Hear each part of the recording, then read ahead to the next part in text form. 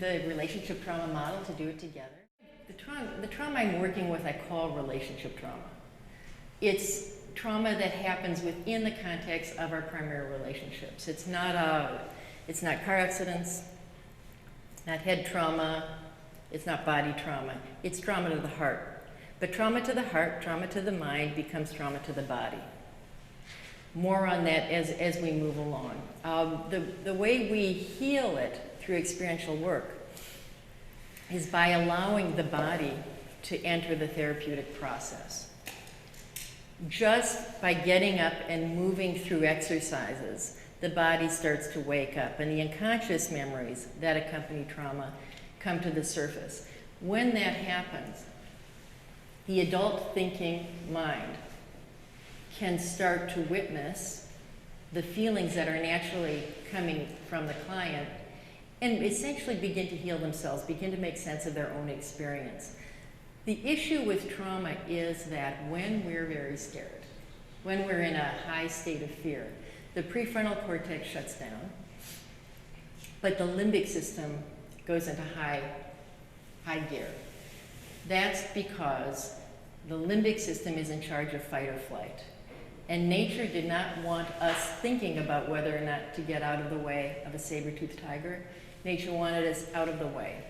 So it shut the thinking mind down and enabled the limbic system to operate independently of it.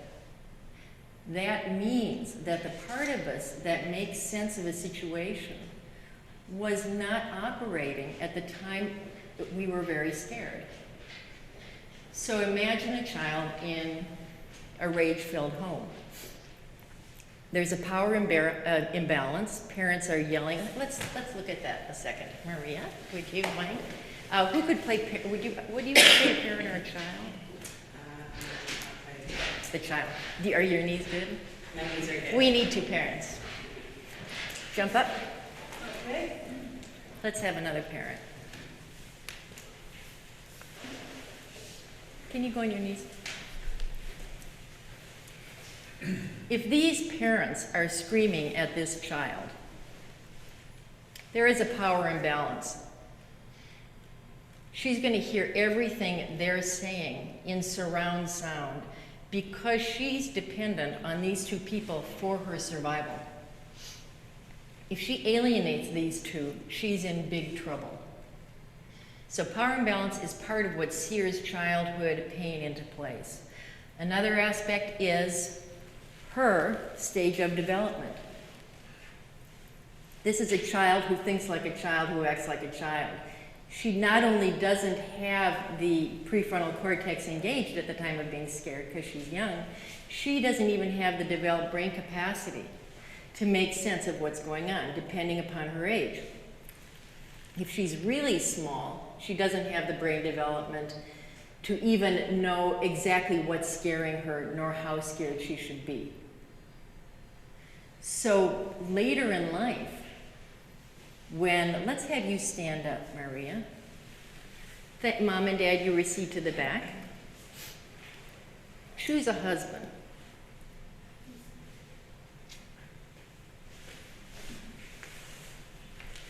Later in life, when Maria is married,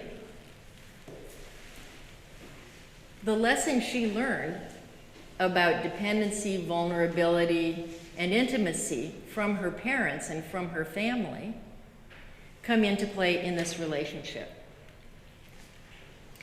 If she has never understood what was going on with her at the time of her being really scared, if she's never made sense of it, she'll remember her limbic system was on high alert. The limbic system records sensory data and emotions.